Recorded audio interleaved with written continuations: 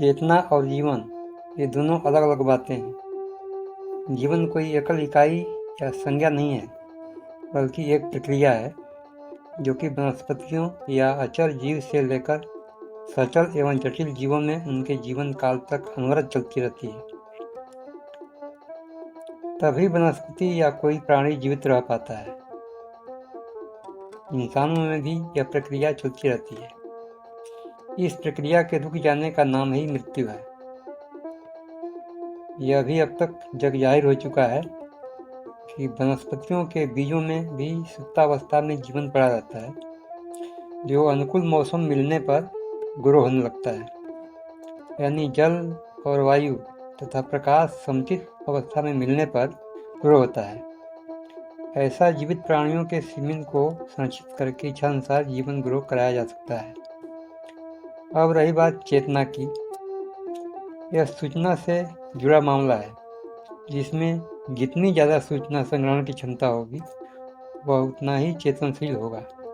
इस प्रकार चेतना का स्तर हर प्राणी में अलग अलग होता है, यहाँ तक कि एक ही प्रकार के विभिन्न प्राणियों में अलग अलग हो सकता है। अमूमन प्रत्येक मानव में भी चेतना का स्तर भिन्न भिन्न हो सकता है।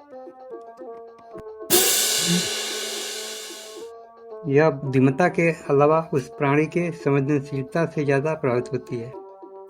एक ही तरह के दो बुद्धिमान व्यक्ति में संवेदनशीलता अलग अलग हो सकती है। कोई संवेदनहीन भी हो सकता है, तो चेतना का स्तर भी उसी अनुपात में कम या ज़्यादा हो सकता है। एक खूब पढ़े लिखे हिंसक व्यक्ति की चेतना को कैसे प्रभावित किया जाएगा? क्या चेतना भी स्वार्थयुक्त होती है या हो सकती है, या एक हिंसक व्यक्ति की चेतना को कमतर आंका जाएगा? यह चेतना भी एक इकाई के रूप में अलग अलग शरीर के जरूरत के हिसाब से तय होगी, या यह इकाई के रूप में न होकर ऊर्जा की तरह निरंतरता से जुड़ा मामला है, जिसका एक लेवल होगा जो कम या ज़्यादा हो सकता है। उसी आधार पर कोई कम या ज़्यादा चेतनशील या कॉन्शस हो सकता है। इस प्रकार यह मशीनों के बारे में भी कहा जा सकता है कि मशीनें जीवित नहीं बल्कि जीवित जैसा होंगी एवं उन्हें सूचना संग्रहणशील एवं संवेदनशील बनाकर चेतनशील प्राणी की तरह ही चेतनशील बनाया जा सकता है। संवेदना वास्तव में ऐसे भाव से जुड़ा मामला है कि कोई किसी और का कितना ख्याल रखता है। जो जितना ज़्यादा ख्याल रखेगा वह उतना ज़्यादा संवेदनशील होगा, यानी वह अपनी किसी हरकत से किसी को भी किसी प्रकार के कष्ट का कारण न बने। इस आधार पर चेतना भी तय होती है। शायद ये दोनों शब्द चेतना और संवेदना एक दूसरे के ज़्यादा करीब है। इसी आधार पर किसी मशीन को चेतनशील या संवेदनशील बनाया जा सकता है। इंसानों में भी चेतनशीलता या संवेदनशीलता उसके व्यक्तिगत व्यवहार से ही तय हो पाती है। इंसानों में फ्री विल होती है, इसलिए वह हमेशा संदेह के घेरे में रहता है, परंतु संदेहात्मक व्यक्ति अपने आचरण से हर किसी के दिमाग में नकारात्मक या सकारात्मक भाव पैदा करवा पाता है। उसी अनुपात में वह लायक या नालायक भी बन पाता है। उसी प्रकार मशीनों को प्रशिक्षित करके यह संभव कराया जा सकता है। इस दिशा में दुनिया में काफ़ी प्रगति हो रही है। जैसे जैसे नई तकनीकी का विकास हो रहा है, वैसे वैसे मशीनी इंटेलिजेंस में भी तेज़ी से विकास हो रहा है। आने वाले समय में क्वांटम फिजिक्स के माध्यम से ज़्यादा क्रांतिकारी बदलाव सामने आ सकते हैं, क्योंकि प्रकृति में क्वांटम स्तर पर भी बहुत सारी चीज़ें होती हैं, जिससे अभी तो हमने समझना शुरू ही किया है और परिणाम गुणात्मक आ रहे हैं। इसका उदाहरण क्वांटम कंप्यूटर एवं क्वांटम इंटेंगलमेंट है। जिस दिन ये दोनों तकनीक अपनी शैशवावस्था से युवावस्था में पहुंचेंगी, इन दोनों के मेल से मशीनी इंटेलिजेंस कहाँ पहुंचेगा, अभी तो कल्पना करना भी कठिन है। शायद अभी तक का सबसे बड़ा इंसानी डर जो सबके दिल दिमाग पर छाया रहता है, कहीं वही न खत्म हो जाए। अभी से मशीनी इंटेलिजेंस से लोगों को कौतूहल भी हो रहा है एवं डर भी लग रहा है।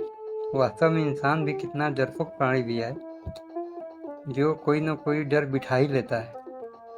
डायनासोरों के खत्म होने के कारण जानकर आज आसमान में दहशत से झांक रहा है, तब तक उसी का इजाद किया हुआ उसी को चुनौती देने लगा है।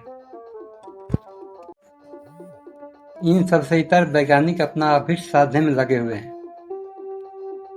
ज्यादातर वैज्ञानिकों की धारणा ये होती है कि अब इसके बाद क्या, और वे क्या का जवाब ढूंढते हुए निरंतर अपने क्षेत्र में आगे बढ़ते जाते हैं। ये वो इधर उधर किंतु परंतु या किसी अनजाने डर को अपने ऊपर हावी नहीं होने देते। ये सब डर का व्यापार करने वाले लोग तरह तरह का डर अपनी कल्पना के आधार पर फैलाते रहते हैं। किसी नए कार्य का विरोध भी करेंगे एवं फायदा होने पर पहले फायदा उठाने की कोशिश भी करेंगे। जैसे शस्त्र का प्रयोग शुरू करते समय पूरी दुनिया में दहशत फैलाने की कोशिश हुई थी कि पूरी पृथ्वी पिघल जाएगी, ब्लैक होल बन जाएगी आदि। यह अफवाह इतना उड़ा था कि वैज्ञानिकों को स्पष्टीकरण देना पड़ा था कि यह प्रक्रिया काफी छोटे स्तर पर नियंत्रित वे में होगी, इसलिए कोई डरने की बात नहीं है। तब से अब तक कितने ही प्रयोग दोहराए जा चुके हैं। पूरी दुनिया में वैज्ञानिक पहल के आधार पर अब तक इतना तो स्पष्ट हो चुका है कि जीवन के रूप में स्थूल शरीर एवं चेतना के रूप में सूक्ष्म विचारों का संगम है यह मानव जीवन। पूरी धरती पर जीवन तो असंख्य जीवों का चल रहा है, चाहे नभचर हो या स्थलचर या जलचर, परंतु चेतना के रूप में विचारों का सबसे ज्यादा अंतर्द्वंद मानव मस्तिष्क में ही चल रहे हैं।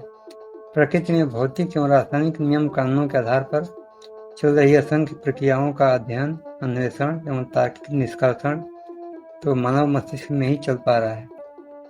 प्राकृतिक प्रक्रियाओं का इतना गहन अध्ययन और किसी जीव के बूते की बात नहीं है। फिर भी सदियों से अंधविश्वास से जकड़े समाज में अभी उतनी जागरूकता नहीं आ पाई है जितना होनी चाहिए थी। यहाँ भी पूरी दुनिया के महान विचारक गौतम बुद्ध की प्रासंगिकता ज्यादा है। आज से लगभग 2500 साल पहले जन्मे बुद्ध ने एक जीवन के रूप में शरीर से हर कष्ट सहते हुए, चेतना के रूप में तार्किक अंतर्द्वंद करते हुए कार्य कारण का सिद्धांत दिया था, जो दुनिया का पहला आकार्य सिद्धांत है जो आज तक खंडित नहीं हुआ। इसे उस समय के राजाओं ने समझा और अमली जामा पहनाते हुए भारत में अनेकों विश्वविद्यालयों की श्रृंखला शुरू की, जो धीरे धीरे पूरे एशिया में छा गई। उस समय भारत पूरी दुनिया के लिए ज्ञान विज्ञान का केंद्र बना। पूरी दुनिया से ज्ञान पिपासु खींचे चले जाते थे एवं यहाँ निःशुल्क ज्ञान पाते थे।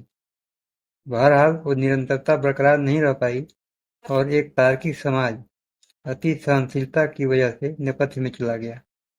परंतु हाल के वर्षों में नव उभरता हुआ बौद्ध समाज आशा का नया संचार कर रहा है। इस प्रकार जीवन और चेतना यात्रा के इस वीडियो में अपने महापुरुषों को नमन करते हुए सिस्टम को छू लेने का प्रयास है। उम्मीद है यह प्रयास आप लोगों को भी पसंद आएगा। धन्यवाद।